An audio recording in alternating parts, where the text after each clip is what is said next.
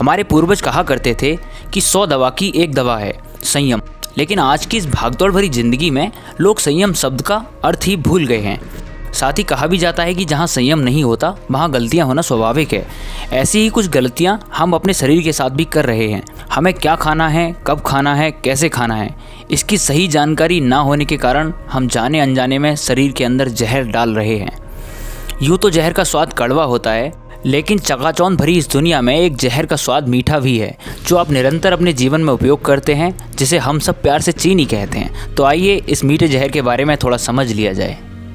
हमारे खाने पीने में सूक्ष्म तत्व और माइक्रो न्यूट्रिएंट्स भी होते हैं, जिनको अलग अलग नाम से आपने सुना होगा, जैसे carbohydrate, protein, vitamin, calcium, phosphorus, glucose आदि।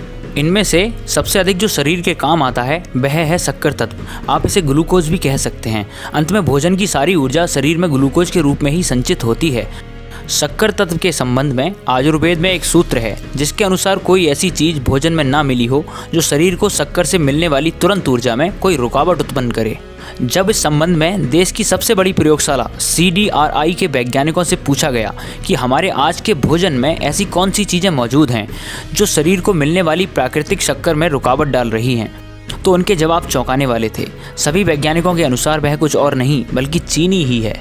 डॉक्टर डेविड समाधी लिनॉक्स हिल हॉस्पिटल के रोबोटिक सर्जरी विभाग के चीफ और होस्टर स्कूल के औषधि विभाग में यूरोलॉजी के प्रोफेसर के अनुसार वर्तमान में जिस चीनी को हम प्रयोग करते हैं वह पॉलीसैकेराइड्स होती है, और चीनी का वो स्वरूप जो प्राकृतिक भोजन जैसे गाजर, चुकंदर इत्यादि से मिलता है वह मोनोसैकेराइड्स होता है।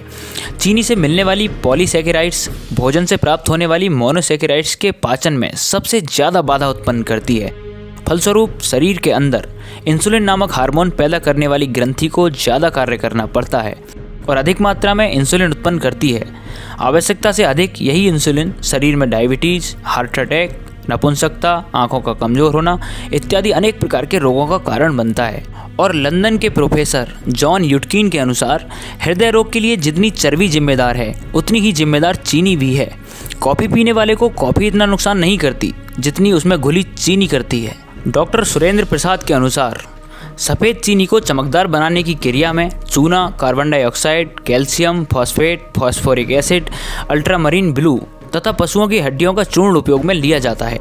और चीनी को इतना गर्म किया जाता है कि उसके प्रोटीन नष्ट हो जाते हैं, अमृत मिटकर विष बन जाता है। सफ़ेद चीनी लाल मिर्च से भी अधिक हानिकारक होती है और जिसकी वजह से वीर्य पानी सा पतला होकर स्वप्न दोष, रक्तचाप, प्रमेह और मूत्र विकार का जन्म होता है। वीर्य दोष से ग्रस्त पुरुष और प्रदर रोग से ग्रस्त महिलाएं चीनी का त्याग करके अद्भुत लाभ उठाती हैं। फ्रैंक विल्सन के अनुसार बालक के साथ दुर्व्यवहार करने वाले माता पिता को यदि दंड देना उचित समझा जाता हो तो बच्चों को चीनी और चीनी से बनी मिठाइयाँ तथा आइसक्रीम दिलाने वाले माता पिता को जेल में ही डाल देना चाहिए। अतः बच्चों को पेपरमेंट की गोली, चॉकलेट आदि शक्कर युक्त पदार्थों से दूर रखने की सलाह दी जाती है। अमेरिका में 98% बच्चों को दांतों का रोग है, जिसके लिए शक्कर तथा इससे बने पदार्थ जिम्मेदार माने जाते हैं। तो आइए जानते हैं भयंकर बीमारियों के लिए चीनी कितनी जिम्मेदार है। चीनी कोलेस्ट्रॉल बढ़ाती है, जिसके कारण हृदयघात या हार्ट अटैक आता है। साथ ही ये मोटापा को भी बढ़ाती है। इससे रक्तचाप या ब्लड प्रेशर बढ़ता है। यह डायबिटीज़ का प्रमुख कारण है। इससे लकवा होने का भी डर रहता है। चीनी BDNF यानी brain derived neurotrophic factor hormone level को कम करती है, जिससे हम मानसिक तनाव के शिकार होते हैं। यह हमारे दिमाग की कोशिकाओं और मेमोरी को भी नुकसान पहुंचाती है। इन सब के अलावा भी चीनी से छोटी बड़ी 108 तरह की बीमारियां होने की संभावना लगातार बनी रहती है। और आइए अब चीनी का थोड़ा सा इतिहास जान लेते हैं। भारतीय इतिहास में कहीं भी चीनी के उपयोग का प्रमाण नहीं मिलता है। कहा जाता है कि चीनी यूरोप, अमेरिका और कैरिबियन द्वीप में सर्वप्रथम उपयोग में लाई गई। पहली चीनी मिल इंग्लैंड में सन 1099 में लगाई गई थी। 13वीं शताब्दी में यूरोपीय चीनी वेनिस में रिफाइन होती थी। 1750 में इंग्लैंड में ही कुल 120 के करीब चीनी मिलें थीं और इसका उत्पादन 30,000 टन प्रतिवर्ष उल्लेखित है।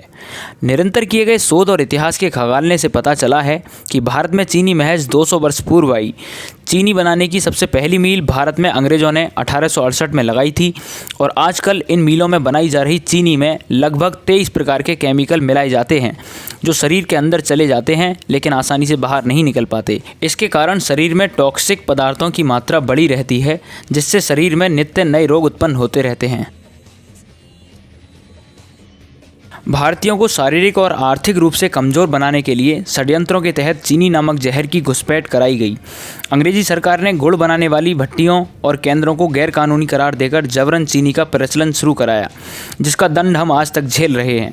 आए दिन आप अक्सर अखबारों में खबर पढ़ते ही होंगे कि चीनी मिलों द्वारा किसानों की फसल का भुगतान होने में कई बार 1 वर्ष से भी ज़्यादा का समय लग जाता है, जिससे किसान भाइयों की आर्थिक स्थिति कमज़ोर होती जाती है और अगली फसल की खेती करने में उनको काफ़ी परेशानी होती है।